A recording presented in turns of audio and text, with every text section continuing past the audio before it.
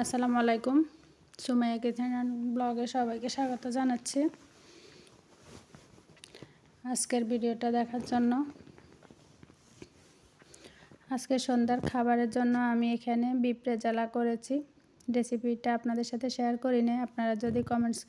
আপনারা যদি চান তাহলে কমেন্টস করে জানাবেন, তাহলে পরবর্তী রান্নার সময় আপনাদের সাথে শেয়ার করব কি কি দিয়ে এই রেজালাটা রান্না করতে হয়।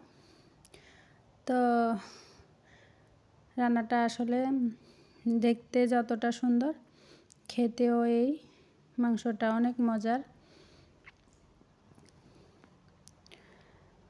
আপনারা যারা নিয়মিত আমার ভিডিওগুলো দেখেন অবশ্যই লাইক কমেন্ট শেয়ার করবেন, আর যারা নতুন সাবস্ক্রাইব করে দেবেন, ভালোবেসে পাশে থাকবেন। আমার এই ভিডিওগুলো দেখে বেশি বেশি কমেন্টস করবেন। এটা বলতে পারেন এক ধরনের সাদা মাংসের কোরমার মতোই হয়। তো এটার সাথে আপনার নান, পরোটা, পোলাওর সাথেও এটা খেতে মজার হয়। তা আমি এটা রাত্রে ভাতের সাথে খেয়েছি। ভাতের সাথে খেতেও মজা হয়েছে। রান্নাটা অসম্ভব মজার হয়েছে, দেখেই বুঝতে পারছেন।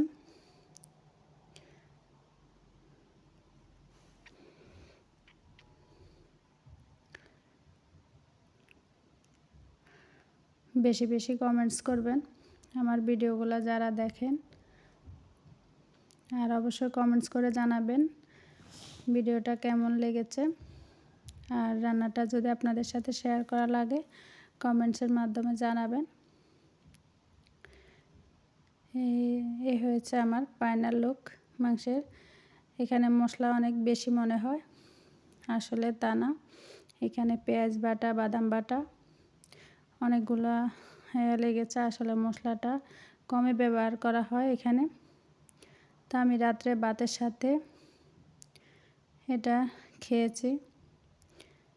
দেখেন মাংসটা কতটা সফট হয়েছে। একটু গরম, তাই আপনাদের সাথে ভালো করে দেখানো হচ্ছে না।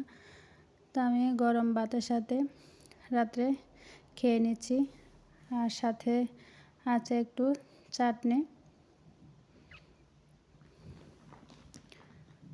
ভালো লাগলে লাইক করে দেবেন।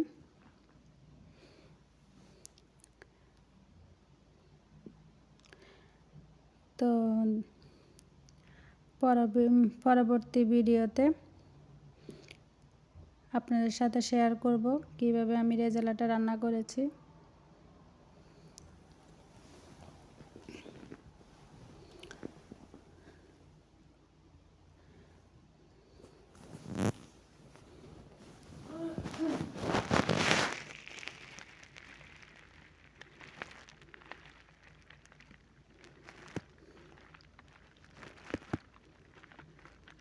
আবার দেখা হবে পরের ভিডিওতে। আসসালামু আলাইকুম।